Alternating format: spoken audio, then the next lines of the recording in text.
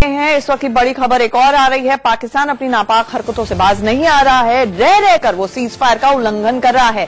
पुंछ और आसपास के इलाकों में गोलीबारी कर रहा है। सोमवार को देर शाम से पुंछ में 4 घंटे तक गोलीबारी हुई। इसका भारतीय सेना ने मुंहतोड़ जवाब भी दिया। बार बार गोलीबारी से सीमा पर तनाव का माहौल बना हुआ है। हालात ऐसे हो गए हैं कि लोग घरों से बाहर निकल नहीं रहे हैं। पुंछ में दहशत है। स्कूल यहां पर बंद हैं, परीक्षाएं पूरी तरह से रद्द हो गई हैं। लोग घरों से बाहर नहीं आ रहे हैं क्योंकि पाकिस्तान की तरफ से लगातार सीज फायर का उल्लंघन हो रहा है।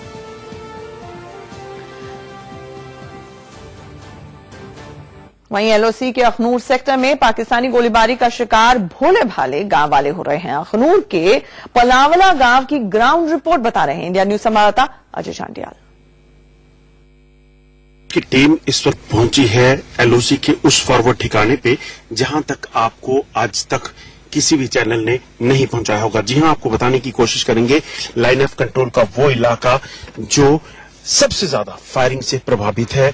इस वक्त जब हम यहाँ खड़े हैं तो पीछे लगातार फायरिंग की आवाजें सुनाई दे रही हैं और ठीक सामने अगर आप देखेंगे तो एलओसी का ये पलावाला सेक्टर का एक हिस्सा पड़ता है और ठीक अगर सामने अगर आप टीवी स्क्रीन पे देखें तो यहाँ पर मनावर तवी है। जी हाँ, इस ठीक तवी के दूसरी तरफ एलओसी के दूसरी तरफ पाकिस्तान ऑक्युपाइड कश्मीर का इलाका है और यही छम सेक्टर पड़ता है पाकिस्तान का। वो छम सेक्टर जो 1971 की जंग में एक जंग का मैदान था और यहीं से भारतीय सेना ने लगातार पाकिस्तान को सबक सिखाया था। ये अगर आप सामने देखेंगे तो ये जो इलाका है अब जहां पाकिस्तानी सेना जो है अपना आतंकियों का गढ़ बनाकर इन्होंने इसको रखा हुआ है। आप देखेंगे सामने जो आपको मकान जो बिल्डिंग दिख रहे हैं, इन्हीं घरों के अंदर जो है रिहायशी इलाकों में आतंकियों को रखा जाता है और यहीं से घुसपैठ करवाने की कोशिश की जाती है। अब जो जानकारियां मिल रही हैं एयर स्ट्राइक के बाद जो आतंकी ठिकानों पे हुई उसके बाद पाकिस्तान ने यहां से आतंकियों और सिविलियंस को पीछे ले जाया गया है और वजह बड़ी साफ है कि ये जो इलाका है यहाँ पर किसी भी तरह से अगर आतंकियों को रखा गया तो उनको पता है कि भारतीय सेना जो है उनको बख्शेगी नहीं। ऐसे में यहां से गांवों को खाली करवाकर पाकिस्तान जो है पीछे ले गया और उसके बाद यहां पर अपनी आर्टिलरी जो है बटालियंस के जरिए आर्टिलरीज लगाकर अपने तोपखाने को लगाकर यहां भारतीय चौकियों और सिविलियंस को निशाना बनाने की कोशिश करती हैं। ये चकला गांव है जो पहले ही जाना जाता है आतंक की गढ़ के लिए और यहीं से पाकिस्तान लगातार कोशिश करता है घुसपैठ करवाने की आतंकियों को। और अब जब एयर स्ट्राइक हुआ नौशहरा में और पाकिस्तान की तरफ से वहां पर उसको विफल किया गया तो पाकिस्तान बौखलाहट में यहां सिविलियंस को निशाना बना रहा है।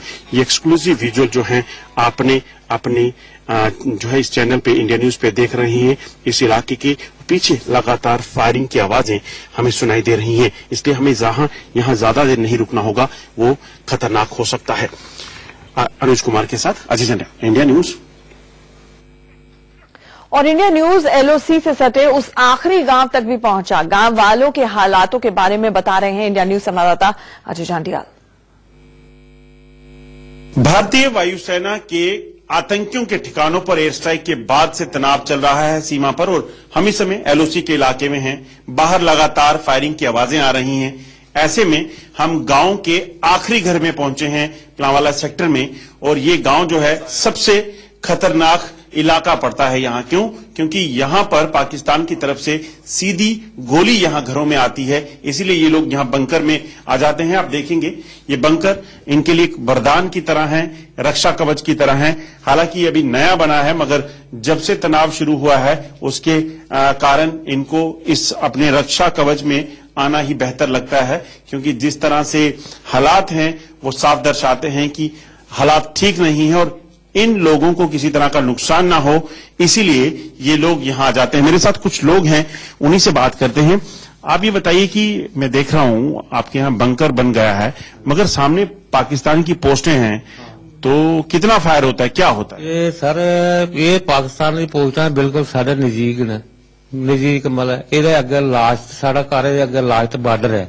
बार्डर से असं जो फायर होंगे निके निके बच्चे ली गए पहले तो चलो बैंकर नहीं बने दे मकान के अंदर बह जाना चुप करके मतलब बच्चे की सांभी है जो थोड़ा घट होना फिर बार कर बाहर आने ਹੁਣ ਥੋੜੀ ਗਵਰਨਮੈਂਟ ਨੇ ਸਹੂਲਤ ਕੀਤੀ ਵੀ ਮਕਾਨ ਬੈਂਕਰ ਬਣਾਈ ਦਿੱਤੇ ਨੇ ਤੇ ਫੈਰ ਨੇ ਜਿਹੜਾ ਲਗਾਤਾਰ ਹੁੰਦਾ ਰਹਿੰਦਾ ਜੋਲਾ ਕੋਲ ਬਿਜਲੀ लगती है तो उस टाइम ਅਸੀਂ गुजार करके अपने काम काज करने का रोटी। देखेंगे मासूम बच्चे जिनकी उम्र पढ़ने की है, खेलने की है, मगर पाकिस्तान की नापाक हरकतों के चलते इन्हें इस वक्त ना तो पढ़ाई की कर पाने का मौका मिलता है, ना खेलने का और ना ही खाना तक खाने का। डर तो लगता होगा इन बच्चों को लेकर? लगता डर बहुत लग रहा है और क्या करना भाई, तो कोई अगे के पैर जुला होंगे ना तो ओला अस के करने अंदर गै बड़ी जन्ने, फिर के जुल्ले थोड़ा घट होंदा ना फिर बच्चे काले पेई जंदे। बता रही हैं कि फायरिंग होती है, इसी वजह से इन बच्चों के साथ इनको यहाँ रहना पड़ता है बंकर में, क्योंकि अब केंद्र सरकार ने इनको यहाँ बंकर दिए हैं। मगर अभी भी जब हम यहाँ बैठे हैं तो बाहर फायरिंग की आवाजें सुनाई दे रही थी और इसी वजह से परिवार ने कहा कि हम अंदर चलते हैं, क्योंकि यहाँ जो इलाका है, ये जो घर है, ये पाकिस्तान के सीधे निशाने पर है और पाकिस्तान कभी भी इन लोगों को निशाना बनाता है। आपको बता दूं, पिछली बार हुई फायरिंग में इसी इलाके में बटल में जो है एक मासूम बच्चा जो अपनी मां के साथ सो रहा था, उसकी मौत हो गई थी। उसकी मां जो है वो गंभीर रूप से जख्मी हो गई थी। इसीलिए इस इलाके में खासतौर पे बच्चों को लेकर परिवार जो हैं वो काफी घबराए हुए हैं। अनुज कुमार के साथ अजय जंडियाल, इंडिया न्यूज।